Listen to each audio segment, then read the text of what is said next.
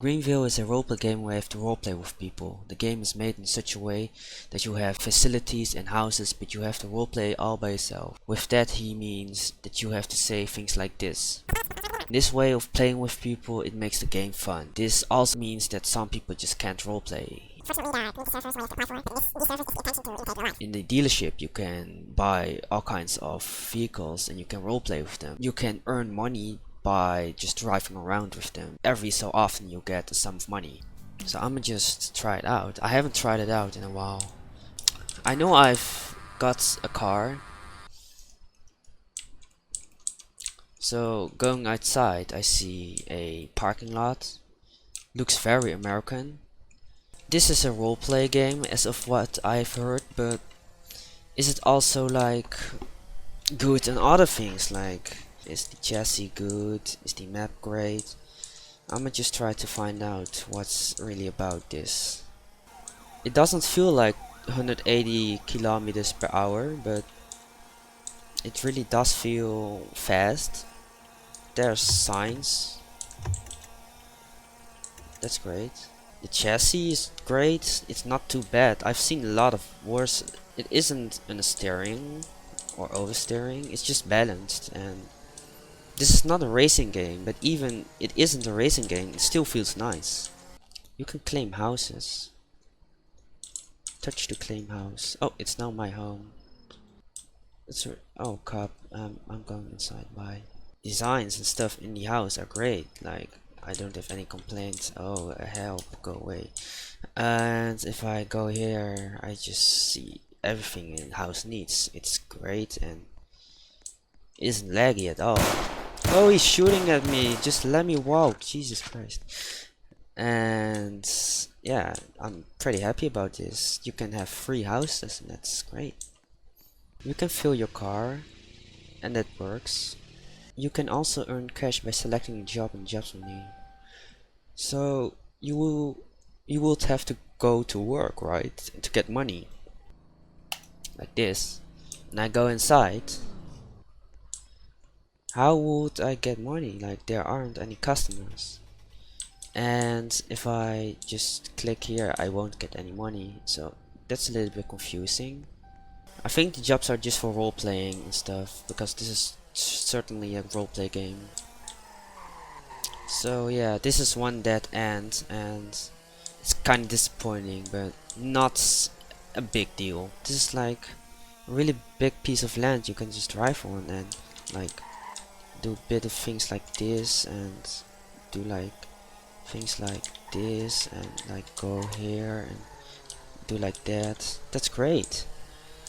I really like the concept of this airport, even though there's no big planes or something, but this really feels nice to just drive around and have the freedom to drive. Like, it's not cramped up like in some games. Like, you can use this as a racetrack and just race around if you want to roleplay. But this is great. You can speed in this game and you can still easily just drive around like it's nothing. And you can really take the time to brake. And it feels nice. Kinda like Ultimate Driving, but more roleplay and less grinding. The buildings, in my opinion, and the roads look great too. It's not too confusing. They are shaped correctly. And I can just drive here without crashing into curbs or something. A little playground in my Stuttgart. And it's pretty fun to just drive around. And I'm just going around, going right, going left, without crashing into anything or have to worry about anything. It just feels nice. And he just crashed there. So playing this game with the full map loaded on a day, it gives me 50 FPS, which is not a lot, and it should be more, but this is Roblox and it's Roblox, yeah. Anyway, looking at the lighting of this game, it's literally great. It's great, like shadows. If you look in the sun, you really see some things like this. and the reflection to the skybox, I love it.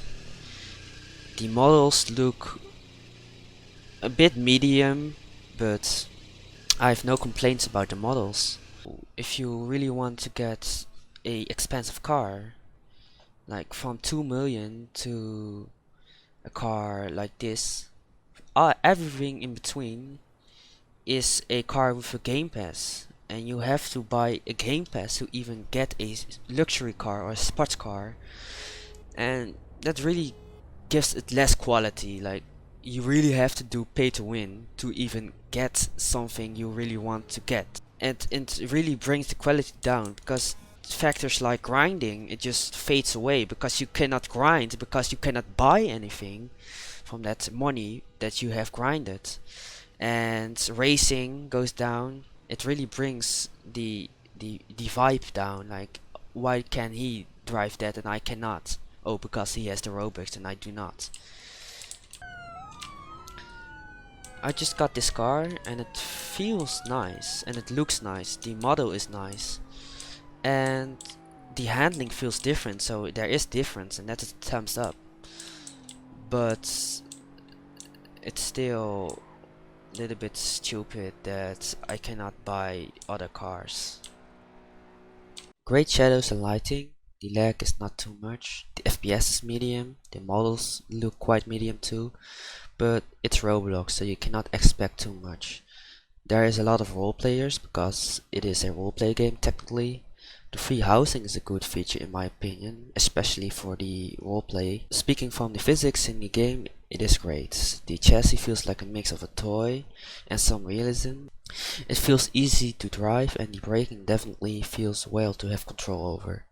A small failure is the collisions, it's just a bounce and that's all. The map is really big and there's just a minimum amount of detail, but it still looks clean and no messes were made. The roads are logical and wide enough. Further, a big disappointment is the pay to win. Almost everything you could dream of is pay to win. You can only get regular cars and the game passes are expensive, up to 500 Robux for just sports cars. And the second major disappointment is the lame engine sounds. It's just a high pitch. Something I really wish this game had was racing technology, like pre-made races.